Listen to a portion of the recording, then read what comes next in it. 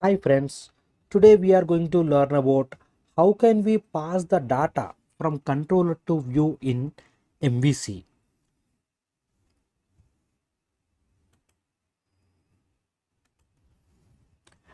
There are three options in model view controller for passing data from controller to view.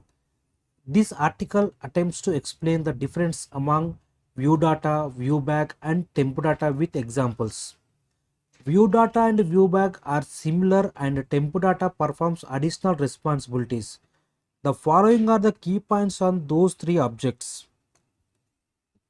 One is view data. The view data is used to move data from controller to view. The view data is a dictionary of objects that are derived from view data dictionary class and it will be accessible using string as keys. View data contains a null value when a redirection occurs. View data requires typecasting for complex data types. ViewBag. ViewBag is just a dynamic wrapper around ViewData and exists only in ASP.NET MVC 3. ViewBag is a dynamic property that takes advantage of the new dynamic features in C# 4.0. ViewBag does not require typecasting for complex data types.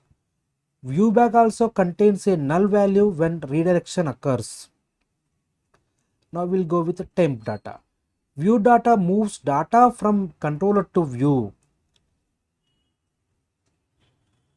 Use temp data when you need data to be available for the next request. This is important, friends.